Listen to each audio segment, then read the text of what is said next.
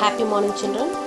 Welcome to the Unit 7 problem session today. So, we are going to discuss the problems in between the lesson as well as back problems. Happy morning, children. Welcome to the Unit 7 problem session today. So, we are going to discuss the problems in between the lesson as well as the book back problems. So, Unit 7 heat. Okay, numerical problems from heat. Do you follow? So the problems in between the lesson, that is in page number 84, unit 7 heat. So problem 1, read the question, convert the following. So you have two problems, you are going to convert this.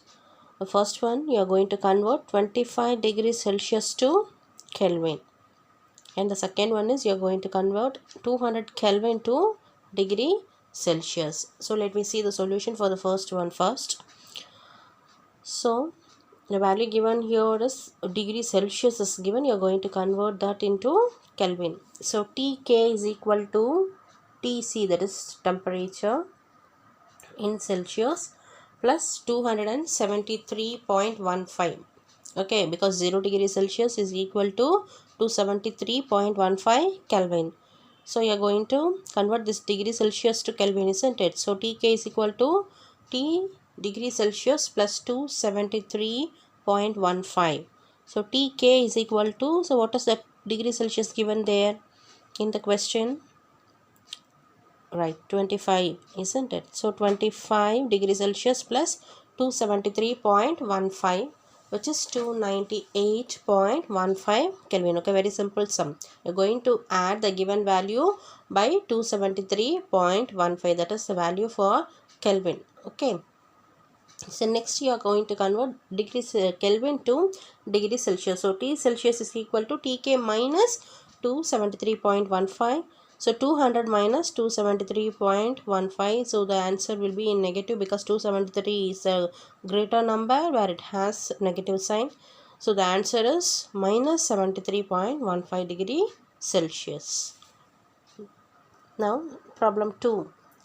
Convert the following 35 degrees Celsius to Fahrenheit. The second one is Fahrenheit to Celsius, 14 degree Fahrenheit to Celsius. So see the solution. First problem, the temperature of the Fahrenheit, degree Fahrenheit, is equal to T degree Celsius into 1.8 plus 32. These are the general formulas which you must know. Okay, T degree Celsius into 1.8 plus 32.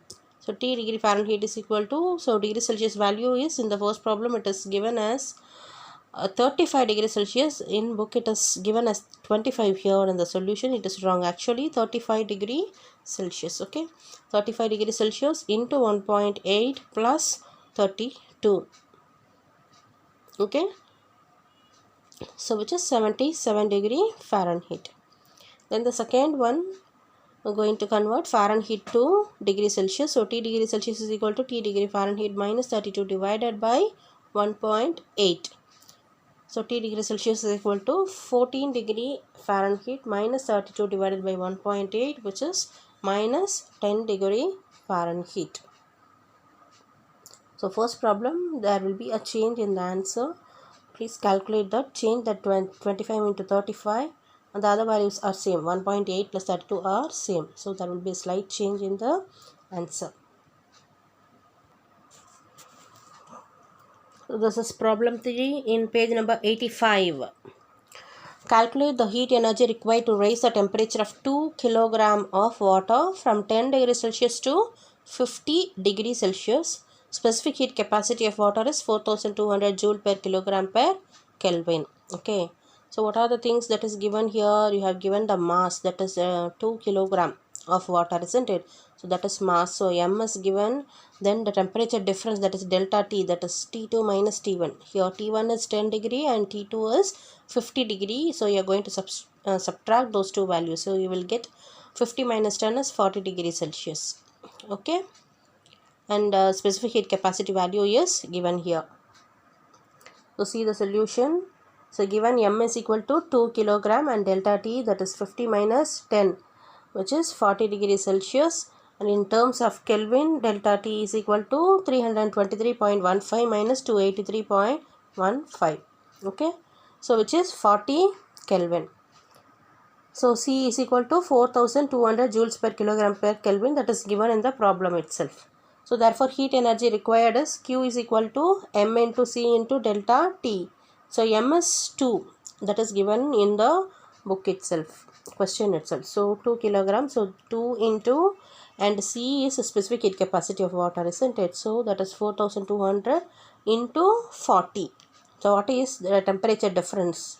50 minus 10, we got 40, isn't it? So 40. So if you multiply all the three values, you get 3,36,000 joules. Okay, so this is the answer for the third problem. So specific heat capacity of water value is constant. So the heat energy required is 3,36,000 joules. So this is problem 4 in page number 86. An iron ball requires 5000 joule heat energy to raise its temperature by 20 Kelvin. Calculate the heat capacity of the iron ball. So what are all given here? So the solution given is Q. Heat energy is given, isn't it? So Q is equal to 5000 joules. And the temperature is given as 20 Kelvin. So delta T is 20 Kelvin. So you are asked to find heat capacity. So heat capacity C is equal to heat energy required divided by rise in temperature. So 5000 divided by 20. So very simple problem. So when you divide, you get the answer 250 joule per Kelvin. Okay. So straight substitution in the formula. So what is the formula for finding heat capacity? C is equal to Q divided by temperature. Okay. So if two values are given for the temperature, subtract that. That is T1 and T2. T2 minus T1, you will get the temperature value. One value is given, that is more than enough. You can straight away substitute the value and find the answer. Very simple problem, 2 mark question. So this is problem 5 and page number 87. So read the question. How much heat energy is required to melt 5 kg of ice? I'm going to calculate heat energy, and the mass is given as 5 kg, and specific latent heat of ice value is also given, that is 336 joule per gram, or Jg minus 1. To see the solution, you have to write the given first. So mass is given, m is equal to 5 kg, which is, convert that kilogram into gram. So 5 into 1000 is 5000 grams. Okay. Then latent heat of ice, specific latent heat of ice is denoted by capital L. The value is 336 Jg minus 1. So heat energy required is equal to, formula is mass into specific latent heat. Okay, so 5000 into 336. So you have this much value, 16 lakhs at 80,000 joule, or 1.68 into 10 power 6 joules. Okay. Do you follow, children? It's a very simple problem. So you must remember the formula. Heat energy formula is m into L. So mass is given and specific latent heat value is given. So multiply that two value, you will get the answer. So if that is a very bigger value, convert that into decimal. So 1.68 into 10 power 6 joules. Okay. So then you have sixth problem. Read the problem. How much boiling water at 100 degrees Celsius is needed to melt 2 kilogram of ice, so that the mixture, which is all water, is at 0 degree Celsius? And the value given here are specific heat capacity of water, that is 4.2. Normally we write it as 4200. Here it is given in decimal 4.2, and latent heat of ice, specific latent heat of ice value is given 336. So see the solution. Mass of ice is given 2 kilogram, convert that into grams, so 2000 grams, and mb the mass of boiling water required. So heat lost is always equal to heat gained. So m into c into delta t, which is equal to m into specific latent heat of ice. So mass into, so c is heat capacity. Okay, so that is given as 4.2.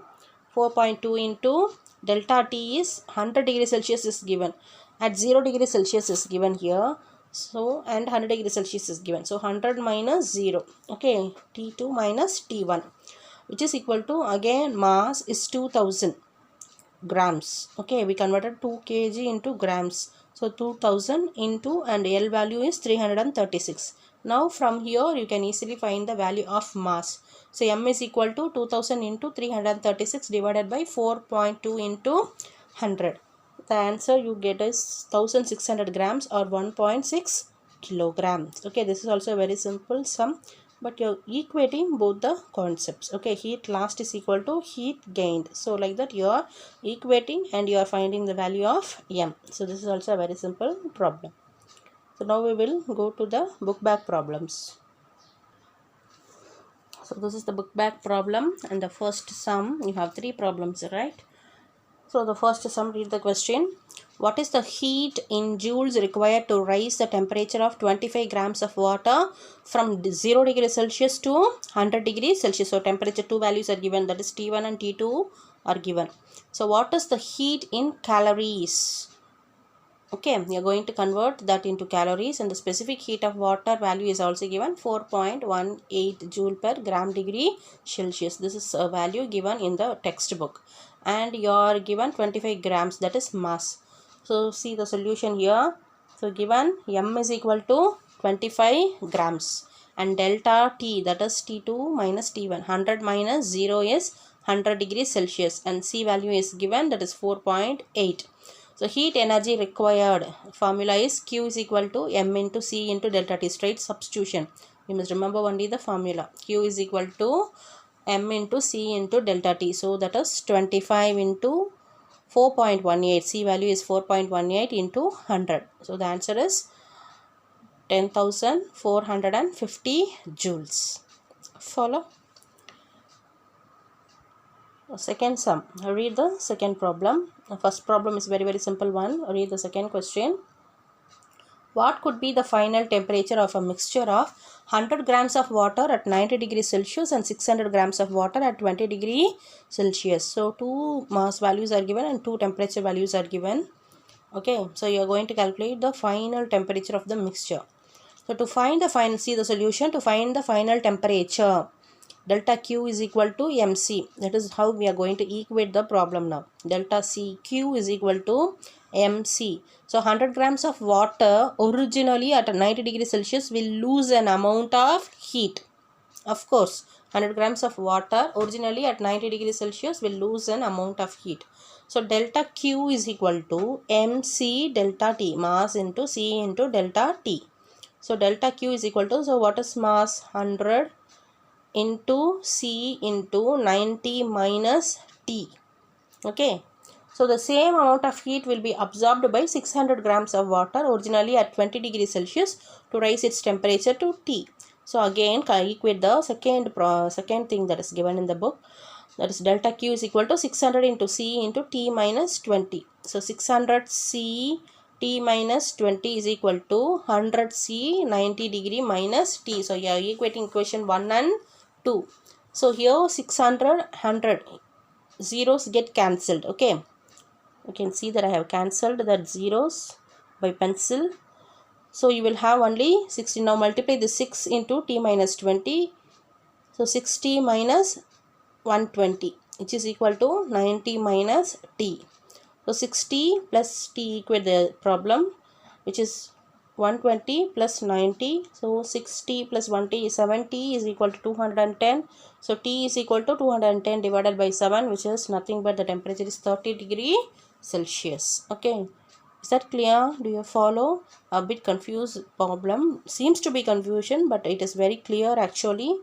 You are going to calculate the first problem and the second part of the problem. Then equating both the two equations, you will get reach the final equation. Okay. Now this is the third problem.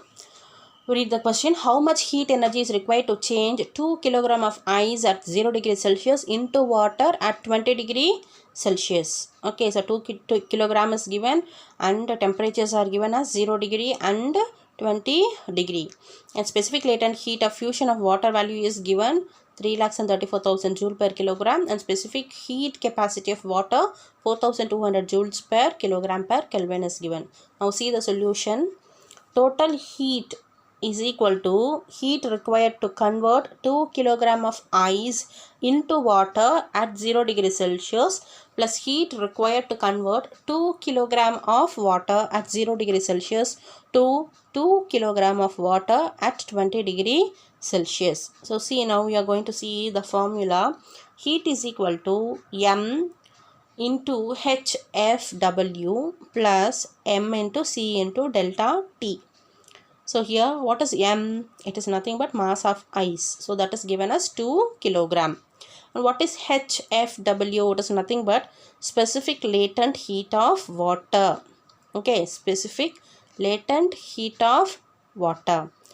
So that is 3,34,000, that is given in the book itself. Then what is C? Specific heat capacity of water, that is 4,200. Delta T is temperature difference, that is 20 degree Celsius. So heat required is equal to, now equate everything, 2 into 33 lakhs 3,34,000 plus 2 into 4,200 into 20 minus 0. So that will give you the answer 6,68,000 plus 8,400 into 20. So 6,68,000 plus 1,68,000. So heat required is equal to, when you add, what the answer you are getting is 8,36,000 joules. So that is the heat required. Okay.